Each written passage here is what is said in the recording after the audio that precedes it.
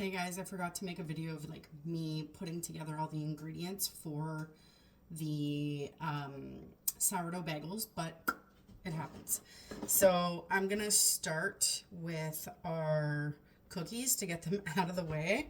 So we have our butter, slightly softened, probably not enough, but we do with what we have right now. We have our brown sugar. We're going to put those two in, and we're going to cream them before we move to the next ingredients. I don't know how to, with my minimal space, my KitchenAid. So we're just going to lock that baby in, and we're going to cream it.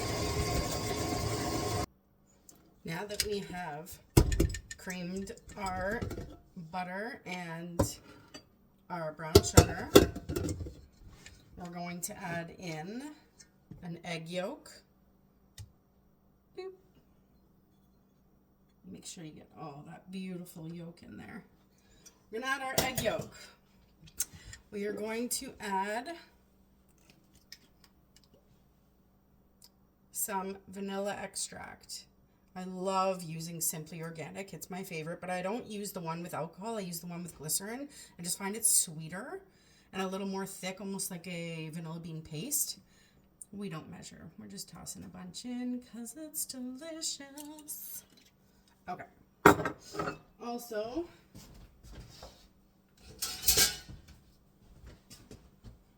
my sourdough starter. Straight in.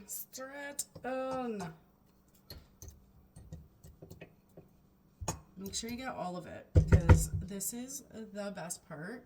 It gives the cookies like a really delicious flavor, but also a little bit of gut health. I know it's still not healthy to have cookies, but if we can have a delicious treat with a little extra goodness, why the hell not, right? Okay, so I'm working on like minimal space, but we got this. Okay, so now we're gonna cream that together again quickly, and we'll be right back. Guys, don't forget to scrape down the sides if needed. And now we're going to get off all that goodness. And we are going to switch to our paddle attachment.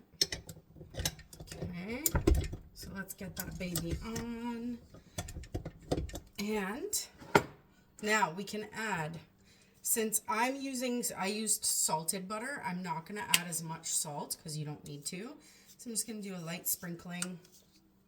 What the recipe that I typically go with does not add is cinnamon. So again, I'm using Simply Organic. Guys, this is not a paid partnership. I just love these products. So, and they're like top notch. So why not share them with you guys so you guys can use the best ingredients for your families too. So this is our Ceylon cinnamon, and we love cinnamon in our house. So we're just gonna add a bunch of that. And Bob's Red Mill. Bob's Red Mill is another favorite in this household. They are quality ingredients, also not a paid partnership, just products that I love to use. So we're going to use the baking soda, half a teaspoon right in. And then I also use Bob's Red Mill all-purpose. Got it measured out, right in. We're going to close that up. And we're going to paddle that baby. Okay, guys, so now it's mixed. Be careful not to over mix your ingredients when baking, especially cookies. You're not trying to get them like, you're not trying to work up gluten. You do not really want your cookies to rise like a bread would. So just enough to kind of incorporate all your ingredients. Yes, I know I'm using my hands, but again, I wash them, and these are just for me and my daughter. So relax, everybody. Don't come for me. It's fine. In this household, We like to touch our food. Because when you get close to your ingredients, you can put your beautiful energy into them. So now we're going to use, I also love these Enjoy Life. They're like minimal ingredients, top-notch chocolate.